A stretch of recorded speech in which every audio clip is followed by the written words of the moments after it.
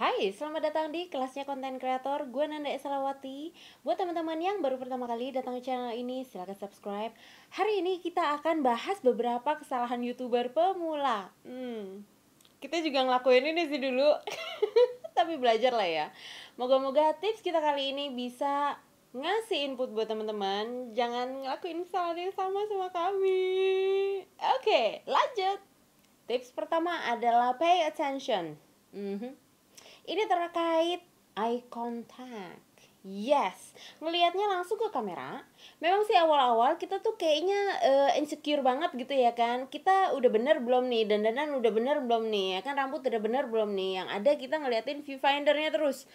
Nah, kalau kita ngeliatin diri kita sendiri nih di viewfinder itu, ini mata kita jereng nih yang ada nih ya kan. Nggak enak kalau misalkan sepanjang video mata kita jereng. Kalau misalkan kayak gini langsung eye contact ke audiensnya, ini lebih enak kan. Tapi kalau misalkan kita dari awal memberikan perhatian penuh kepada audiens kita, itu audiens kita juga ngerasa diperhatiin gitu ya kan, ngerasa eye contact itu penuh gitu ya kan. Dan katanya mah mata itu jendela hati. Kurang lebih kayak gitu. Terus satu lagi kita perlu perhatiin adalah target audiensnya kayak gimana maunya. Jadi kalau misalkan audiens kita itu sebenarnya orangnya yang kayak gimana sih, yang demografinya di mana sih, pada tinggal di mana sih, terus sukanya apa sih gitu ya kan. Itu kan di YouTube Analytics, di Google Analytics itu dengan lengkap. Demografinya di mana, usianya berapa, gendernya apa.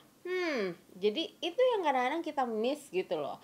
Kita nggak sebegitunya meluangkan waktu buat perhatiin dengan seksama sebenarnya audiens kita itu kayak gimana sih karakternya. Nah itu yang agak-agak suka lupa gitu loh. Dan gue harap ini dari awal youtuber pemula ini memang sudah memberikan perhatian penuh soal analitik ini, demografi audiensnya kayak gimana. Tips yang kedua adalah serving solution. Jadi kalau misalkan kita udah tahu nih audiens kita tuh orang mana, tinggal di mana, usianya berapa, jadi kita lebih perhatiin lagi sebenarnya audiens kita ini butuhnya apa, permasalahan mereka itu apa. Well, banyak sih, cuman yang dengan ilmu kita, background kita, dengan pengetahuan yang kita udah punya, yang kita mau share di YouTube ini, kita bisa kasih solusi apa sih ke mereka. Dengan kita ngasih solusi ke audiens kita, berarti kan kita memberikan nilai tambah ke audiens kita sesuai dengan kebutuhannya. Pada akhirnya YouTube ini sendiri adalah kelas online. Bentukannya aja sih konten video, tapi sebenarnya ini tempat kita berbagi, tempat kita bercerita, tempat kita memberikan nilai tambah kepada audiens. Ya kurang lebih ya disebutnya ya kelasnya kita. Dan kita nggak selalu jadi gurunya, kadang-kadang kita hanya bisa sebatas fasilitator atau memang lebih dari itu gitu ya kan. Bisa jadi ini kelas online, kita memang memberikan solusi kepada audiens kita, memberikan nilai tambah kepada audiens kita. Tips nomor 3 adalah mindset. Mindset ini terkait beberapa video kita yang di beberapa pekan yang lalu kita udah ngomongin soal kalender konten plan ya kan.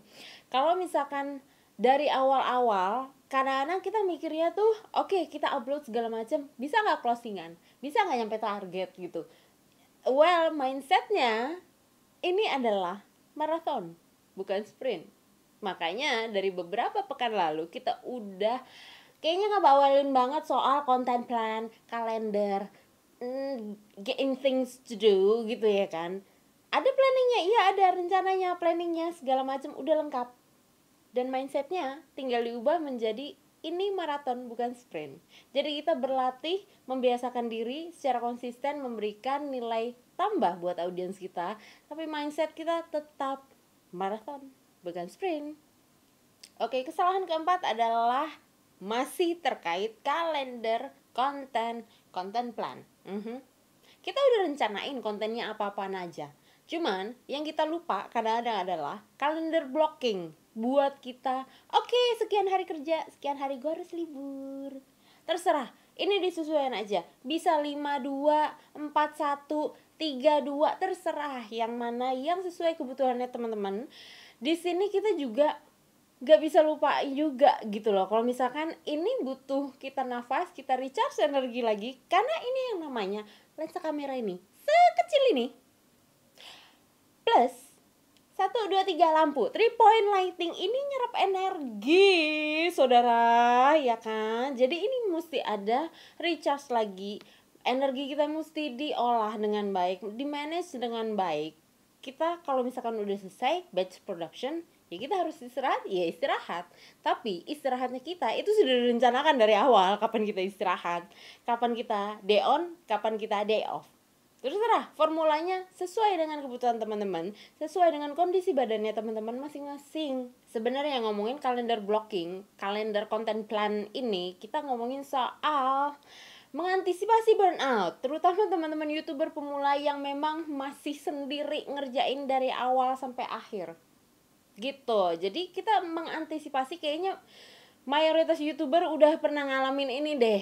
Sekali at least gitu ya kan. Cuman ya semoga tidak terulang kembali ya kan. Burnout ini adalah sebenarnya capek secara mental karena kita ngerjainnya sendiri dari awal gitu loh. Kadang-kadang kita nggak ada tim, kita masih sendiri. Ya, well, YouTuber pemula biasanya memang masih sendiri kan gitu loh. Jadi yang kita antisipasi adalah gimana kita memanage energi kita untuk jangan sampai burnout. Oke, kayaknya segitu dulu video kita kali ini. See you next time.